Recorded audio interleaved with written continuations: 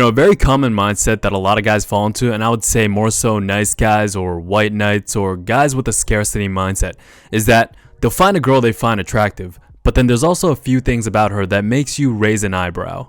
Just a few things here and there that you can see early on that can lead to potential problems or situations. But because number one, you have a scarcity mindset, and number two, she's the first relatively attractive girl that somewhat reciprocates your feelings, and because you don't really believe in the future version of yourself, you tend to try to push those red flags to the back of your mind. You subconsciously think that it'll either A, disappear, or you think that hopefully when the time comes when you're confronted with that problem, she'll either love you enough or you guys are deep enough in the relationship to where you can change her. And if you're being honest, most guys know exactly what I'm talking about. There's that one thing, that one red flag you saw in her early on, and you think that you can try to push it off or ignore it early on, and eventually it'll just disappear or go away. I'm not gonna lie, this is something that definitely applied to me at one point where I thought that I could change her. But the funny thing about it is that it always ends up exactly how you thought it was going to deep down inside. And by the way, I don't say this from a position as if I'm perfect and there's nothing about myself that needs change. I'm just talking about the mindset in general where you think that you can change your partner. So I guess for the 5-6% of girls watching this right now, hey, still see you guys? I guess you can take it as you can't change anyone in general. And I'll tell you why. The reason is that change that's forced upon will always leave resentment and always defeats the purpose. For example, right, let's say you're with your girl and she likes going to the club with her girlfriends. In the beginning, you were kind of okay with it because she's attractive enough and you guys are having sex and it's only once in a while. You're thinking about the good moments that overshadows all those negative and all those warning signs. And in the back of your mind, you subconsciously tell yourself that, once we're in a relationship, once she loves me more, once she respects me more, she'll go a lot less. And eventually she probably won't even want to go to the clubs and you think that it'll just all work out. And guess what? For a short period of time, you might be right in those beginning stages of dating, in the honeymoon stage. The most deceptive stage when you're dating, by the way. It might seem to be going your way for that period of time. But then you start exiting that stage. You're 6 months in, 7 months in, 8 months in, maybe a year in, and things don't seem to be going exactly how you thought it was going to go.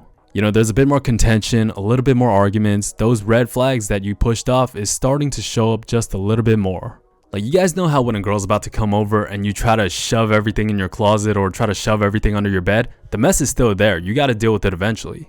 Just because you pushed it off, don't think that it's just going to magically disappear. And eventually, 9 times out of 10, there's going to be one big event. There's going to be a climax or the culmination for pushing everything off. It's kind of like all this time you've been trying to put duct tape over the leaks in the pipe. It's all going to come out eventually. And eventually, you finally tell her that I don't like you going to the clubs. Maybe you even give an ultimatum. And guess what? Maybe you guys are at a point where she might even agree. But the fact remains that you can't change anybody. A few months go by, it's the weekend, she's scrolling her IG stories again, she's seeing all her friends at the club and she feels like she's missing out.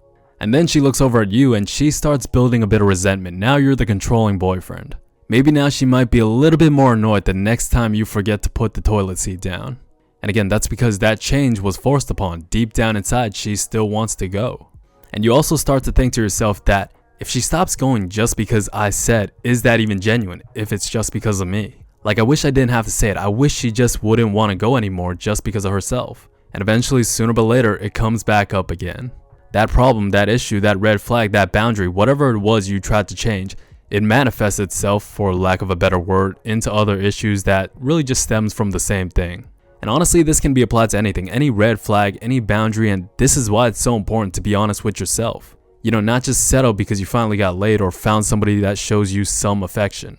I mean, it's a major reason as to why you can't let lust control you. Sex will lie to you, deceive you, make you think irrationally. It'll convince you that you're in love, put you in a bad situation, might even take years or decades off your life. Like, if you really want to save time, the most important aspect to lasting relationships is compatibility. That I know without a shadow of a doubt. The biggest mistake you can make is thinking that you can change her. Or even thinking that you can change anybody for that matter. And to extrapolate this to a greater point, genuine change can only come from the individual themselves. And this applies to all of us in any aspect of life in general. Like, the most drastic changes we will ever make in our life is when we're genuinely tired of a situation, when you genuinely want a certain result for yourself. Like, it doesn't come from your parents forcing you or your friends or your peers, it's gotta come within. Like, any change that's forced upon is simply compliance and nothing else. I mean, it's basic common sense, right? Who's gonna do better on the test? The kid that's forced to study from his parents, or the kid that studies because he genuinely wants to get that A? You know, I was in a relationship before, and this was a long time ago, but I didn't drink, I didn't smoke, I didn't do drugs or any of that. I still haven't taken a sip of alcohol in my life. And the girl that I was with, she was someone that enjoyed partying once in a while, and this was something I knew beforehand. You know, she was somebody that drank and smoked, etc. Which, by the way, is actually a more common situation than I thought, where the girl's the one that loves to go partying and drinking, and the guy's the one that isn't a fan of it at all. As a matter of fact, I don't even think most guys like going to the clubs. We like doing things that more so involve self-improvement. Not that we don't like mindless entertainment, but guys operate on a more logical level. Like, we think about things more so from an opportunity cost or an ROI perspective. It's like if you told every single guy going to the club this Saturday that there was a 0% chance that he was gonna get laid or bring a woman home, not a single one of those guys is going to the club. Whereas for some girls, they enjoy the whole process of getting dressed and putting on makeup and dancing with their girlfriends at a section, you know, maybe getting some male attention, popping perks, doing lines in the bathroom, having to do the whole "where are you from" conversation with some random guy 20 times a night. Like, a lot of women enjoy that whole process. It's like Beyonce said, right? Girls just want to have fun. Whereas for guys, they're just purely trying to get laid. It's what I don't get when girls like vehemently defend going to the club so much and then act surprised when their boyfriends don't like when they go. And actually, I had a girl comment on one of my videos when I said that guys don't like their girls going to the club, as if it was the most controversial statement ever. And she said, as a grown woman, we can go wherever we like. And I was like, yeah, you keep going to the clubs, you keep getting that male attention because apparently you think that external validation is the answer to something in your life. You keep doing that, you keep having the occasional one-night stand and pretend like it doesn't count because you only saw him once and he used the condom. You know, some guy whose last name you don't even know. You keep doing that and keep wondering why you can't find the guy that you want. But yeah, basically, I made the mistake of thinking that the things that I wasn't necessarily okay with, I could tolerate to a certain point, and eventually it'll all just work out. I didn't understand how much the dynamic would change from dating, you know, where everything's all passionate and dopamine and serotonin, you know, where the red flags aren't as red when you're in that stage. I didn't realize how things would actually change when you're in a relationship. That was when how I felt towards those things changed, and that was 100% wrong on my part. It's like I can't change my mind or how I felt on something that I already knew. Like, I knew she liked to party and drink and all that stuff. I just ignored it and thought that it was going to work out. You absolutely cannot change anybody.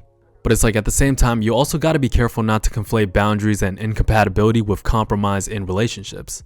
I know some red pill guys are like, nah, women should be 100% subservient, but that's just not reality.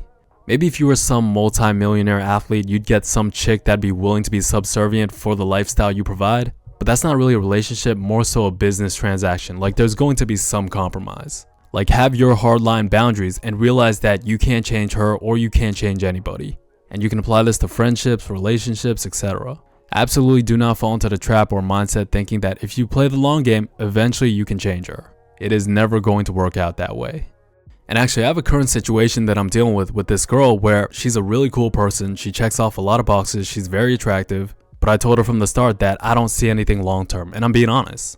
You know, as hard as it can be sometimes, and it can definitely be very hard, no pun intended, you always got to be honest with yourself at the end of the day.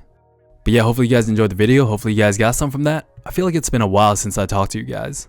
You know, we're finally in Q4 of 2025. Hope you guys are doing well. Hope you guys are doing good. Hope you guys are on your goals. And yeah, if you guys want to see more content, if you want to see some reaction videos, go check out the Patreon. Follow the IG. You guys can message me on there. And if you want to talk to me one-on-one, feel free to book a call. And yeah, make sure you guys stay true. Talk to you guys real soon, and I'll see you at the top. Peace.